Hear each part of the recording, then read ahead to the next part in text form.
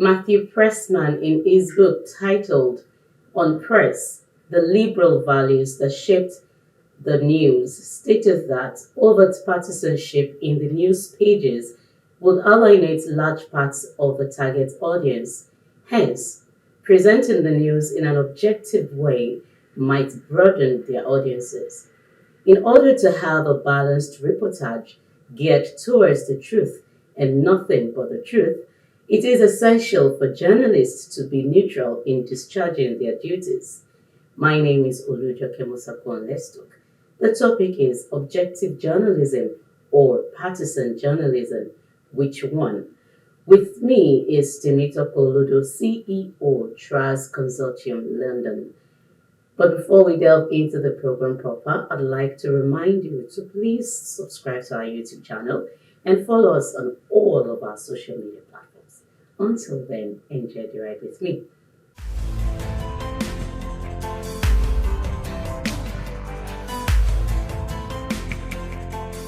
Thank you so much, Mr. Tope, for coming on the show. Thank you for having me. Okay. Now, what does objective or partisan journalism mean to a professional? For a professional, around the world, there is a standard approach to journalism. And that standard approach is that you must be objective in the information you give out. You must research that information. You must not be biased as the fourth realm. You must be able to give an objective account of information. And that's the reason why journalists around the world seems to have a free passage wherever they go to, whether in the war front, whether with journalists, anywhere they find themselves. People know that journalists are neutral in their reporting. And I think it's important that journalists continue to remain neutral in order to give a balanced view to their readers and people that, with journalism being both print and on audio, for people that might be listening to a journalist article or a document or a documentary that they put together, they must be objective in that perspective, and that is quite important in the discharge of this duty that will be bestowed on them. So, what brought about the objective journalism, and from your own experience, would you say journalists are fair enough? I think it's important to understand that sometimes there are push and pull factors that tend to affect how journalists report stories. And sometimes, even when journalists report stories which are true, there is a spin that could be put to it that it might favor one group or the other. So we've seen when you look at the way the ongoing Ukraine war is being reported on both sides of the aisle, you could easily tell which one is telling you half-baked truth, or which one is giving you full truth, or which one is intentionally omitting some truths in order to be able to pass across a particular narrative. And I think that is the problem that journalism is subjected to now around the world, because we're seeing a lot of journalists giving information. They're not giving false information, but they're giving half-baked information in some situations, which might soothe their audiences to a particular line of thought. And I think that is important. It's important now that more than ever in this global world of digital connectivity, that we are, as journalists, are being objective. And I think it's also important to highlight now that journalism is getting broader by the day, or the definition of journalism is getting broader by the day, as we notice that technology have made those that call themselves journalists even more broadened, because we have so many journalists now. We have social media journalists, we have proper journalists that have gone to school, and other things. So the act of journalism is now being stretched, much wider than it used to be traditionally. Now, Mr. Sam Omashe recently wrote an article which to majority is partisan, starting from the title Obituary. What's your take on this? Actually, I've just had a bit of a browse through it. I think one of the challenges we have in Nigeria is that journalists, when they get to a certain position, tend to lean towards a particular line of thought. And that line of thought might put them in danger of being partisan. And what that means is that they look at the journalists, whether you like it or not, they have water running to water and blood running through their veins. And as a result, some of them are thinking about their daily meal. I'm not saying that is the case of Mr. Sam, but I think many have come to a conclusion that some journalists in Nigeria are leaning either to the left side of politics or right side of politics, either for political ambitious purposes, some of them because they want to become special advisors in the next administration, or because they want a juicy position with a governor.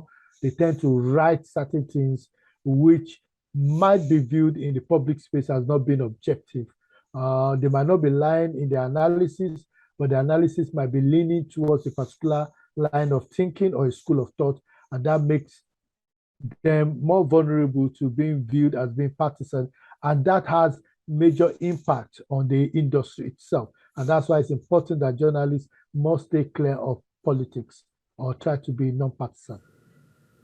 Because over time, we've actually seen, even the TV stations, there's this saying, he who pay the pipers dictates the tune.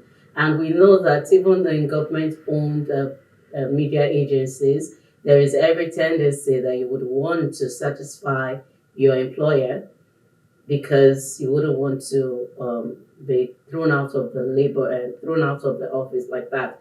While the private stations are meant to actually balance their reportage, but over time you get to see that a media agency that started out well without affiliating with any political party, over time get to become a political toy.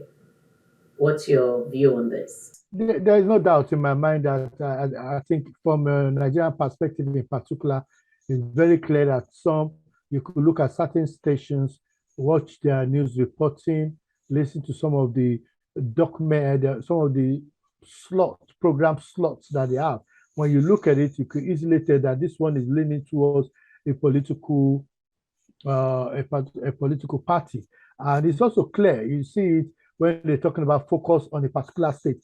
When you look at all the states, they are all states either belonging to the ruling party or all states belonging to the opposition party. And they tend to follow a particular governor or particular politician that tend to give more money to their station, or invite certain kind of commentators. For example, I'm a commentator, but I speak only on security issues, and I've had calls by some journalists and some TV stations to come and speak on political issues, and I decline.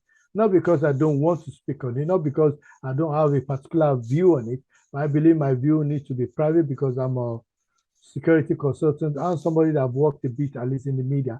And I know that once you dabble into that particular field of thought where you are giving commentary about issues which are political related, you tend to be viewed or quickly sidelined as belonging to a particular group. And that might not be good for your reputation, or might not be good. It taints your reporting and the information that you leave out there in the public space. Okay, thank you so much for that. Let's quickly go on this break. We'll be right back.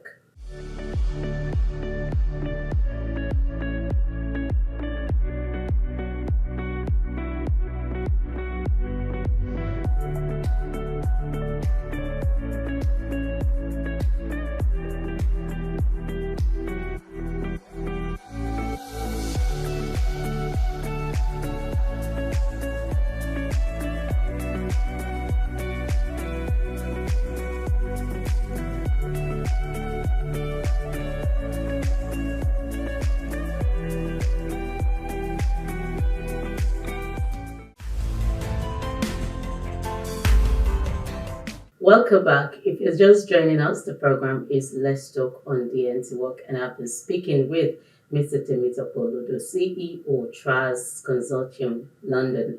And our topic has been on objective or partisan journalism, of which he's been doing a very good job at it. Now, thank you so much once again for standing by. Thank you. Now that election is around the corner in Nigeria, we will see more of such because candidates would want to discredit their opponent on the field of play. And if journalists are not careful, they will be caught in the web. Now, what would you advise journalists in Nigeria to do? I think it's very important, especially at this time, and taking into consideration the political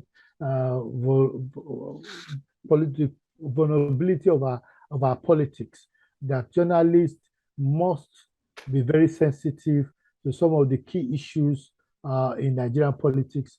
And even when information are true, it's quite important that journalists must be sensitive enough to understand whether such information is necessary for public interest. And I think the public interest test is something that every journalist must use. So ask themselves, is it in the public interest that such information should be released? I'll give you a classic example. If, for example, there is a attack on a specific area, let's say Kaduna, for example, and it was in a church, you have to make sure you get your information right, because if, for example, that incident was perpetrated by a member of that church, which is possible, but then you reported that, 100 people killed in a church in Kaduna, and you don't put particular emphasis on it to explain, you might actually cause a riot in that kind of area, because people will feel they need to go and take revenge, and things like might go out of hand.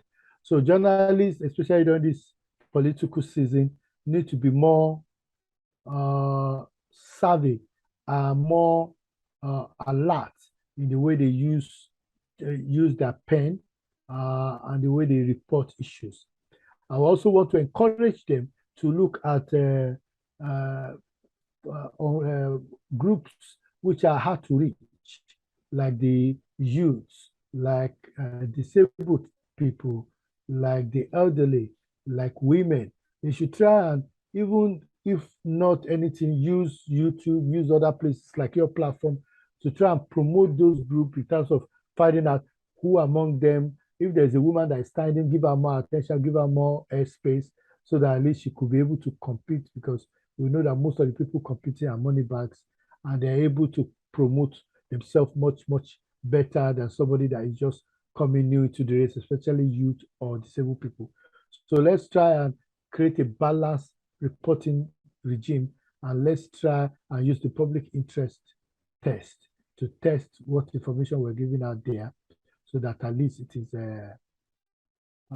acceptable to the public and it will not cause any unnecessary chaos. Okay, you said the last time that you are into security, you consult for security agencies and all. Now, considering the security status of journalists in Nigeria, especially in this time of election, and by the time we get, and knowing fully well that the security system in Nigeria is actually porous, what would be your suggestion, or what would be your advice for journalists to take while going on the field?